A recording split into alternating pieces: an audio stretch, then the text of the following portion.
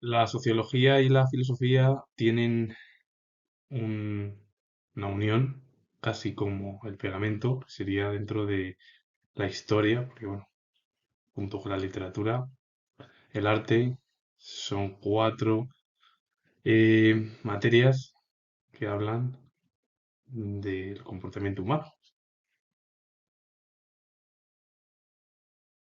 Sistemismo es una cosmovisión o enfoque general que considera que todo lo que hay es sistémico y de acuerdo con lo cual el mundo es un sistema de sistemas y no un bloque sólido o un agregado de individuos. El mundo para el sistemismo es algo que es numérico. Son sistemas que están todos relacionados, pues el mundo es un sistema de sistemas que todo está llevado a cabo por sistemas, que serían números, como los números. Los números tienen una serie de sistemas que están encuadrados cada uno. Bueno, pues para el sistemismo es lo mismo. El mundo está relacionado con una unión de sistemas por sistemas y no un bloque sólido o un grupo de individuos, que en realidad es lo que es el mundo. Pues bueno, es el sistemismo en sí, que es algo numérico.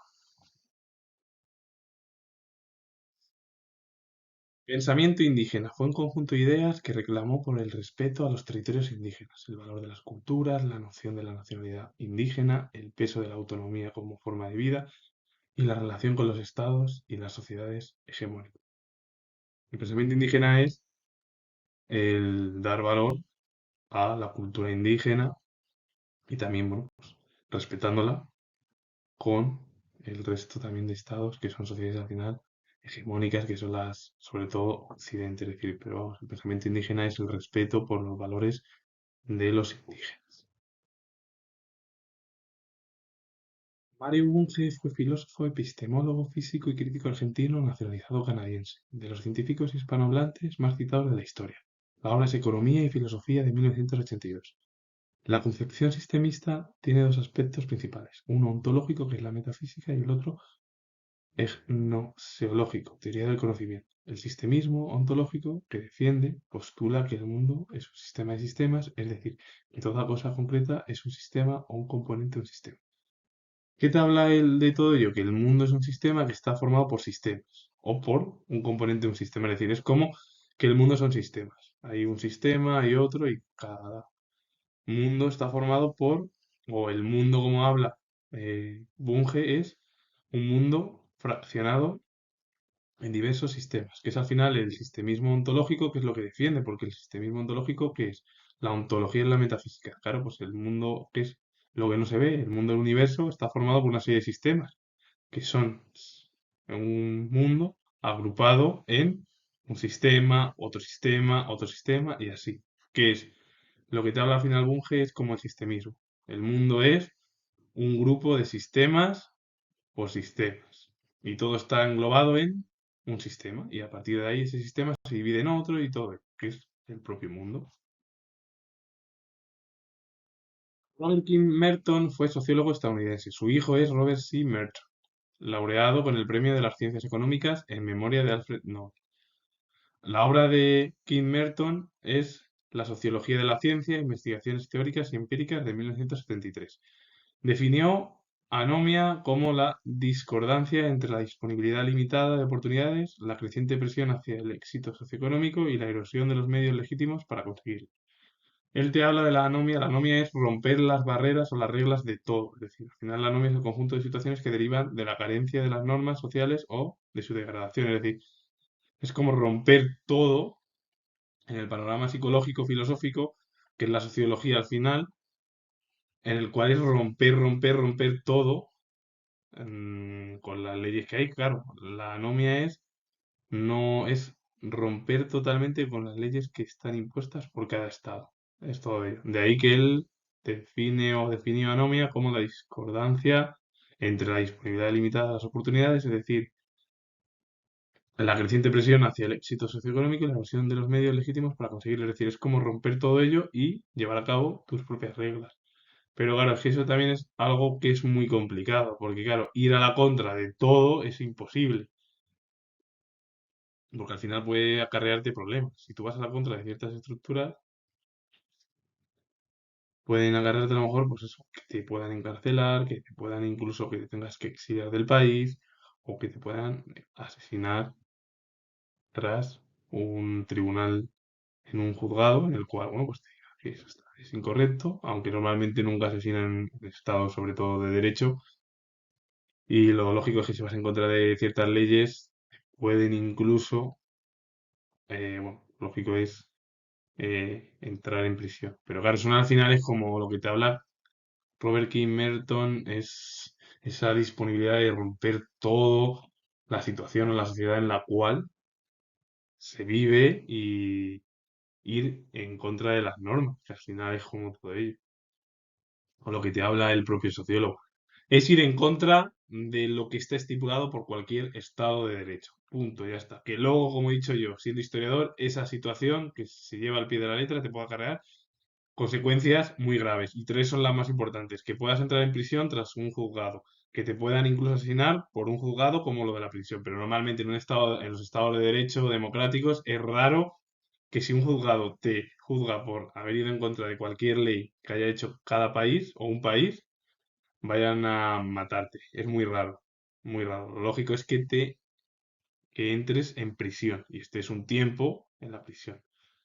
Y la otra es el exilio del país de donde eres y te marches a otro país por miedo a cualquier represalia que te quiera hacer el Estado, o más o menos. Esas son las únicas tres más importantes y luego varias. Y claro, esto por ejemplo he dicho en países democráticos, en otros es mucho más complicado, en otros incluso te pueden asesinar, te pueden meter en la cárcel y en los países que son más regímenes totalitarios son aquellos donde el asesinato es mucho más frecuente que cualquier ciudadano de un país dictatorial entre en prisión, porque la opción es esa, es decir, tienen en esos países casi la opción es exiliarse de ese país y marcharse. Entonces, al final lo que te habla Pemberton es eso, es como romper, hacer una anomia y romper el conjunto de las leyes que vienen en el mundo de la filosofía o sociología, que es la psicología al final, y romper las normas, punto.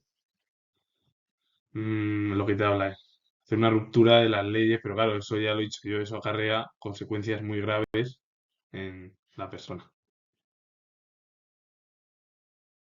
Rodolfo Cas fue filósofo y antropólogo argentino. Obtuvo el título de profesor de filosofía de la Universidad de Buenos Aires. Realizó profundas investigaciones de campo sobre el pensamiento indígena y popular americano como base de su reflexión filosófica. La obra es América Profunda de 1962. Lo que hay detrás de ello es el miedo, que surge al pensar que todo es falso en el fondo. La técnica que agota la novedad y permite aplacar y estructurar el claro de la existencia nos educa para prever y para que ese miedo ante lo inesperado se oculte. Es como el miedo al final a la existencia que hablaba, bueno, pues Heidegger, ese pensamiento existencialista, y no desde ya de la mano de Schopenhauer, de, bueno, Kierkegaard y, bueno, pues todo el siglo XIX, siglo XX con Sartre, Heidegger, que son las figuras más destacadas del existencialismo filosófico de los dos últimos 200 años. Y bueno, pues lo que habla al final Cass es ese miedo a pensar que todo es falso, en el fondo todo es negativo, la técnica que agota la novedad y permite aplacar y estructurar el caos de la existencia, es decir, hay miedo a la muerte, como se habla en el existencialismo. Eso no quiere decir que, claro, pero miedo a la muerte todos siempre hemos tenido y es algo además que puede ser en parte bueno, pero a la vez es darle muchas vueltas a la muerte es también un poco complicado. Porque el miedo, y yo que soy historiador, es bueno en diversas situaciones. En otras no. Si tienes miedo a ciertas cosas, pues, por ejemplo, a correr porque ves a un toro o a una vaca, pues lo lógico es que ese miedo sea por protección. Pero si tienes miedo por ejemplo, por problemas a lo mejor a lo mejor del habla o de relación, es decir, de relacionarse, pues eso ya entonces eso estructura, porque tener miedo a un tigre, a un león, es una especie de refuerzo en el cual yo tengo miedo porque si el tigre o el león o el toro o lo que sea, cualquier animal que sean agresivos me puede matar. Pero si tengo miedo a otra cosa que es más mental, entonces la situación ya es más complicada, porque eso entonces ya sí que ahí se necesita como cambiar una estructura en la mente.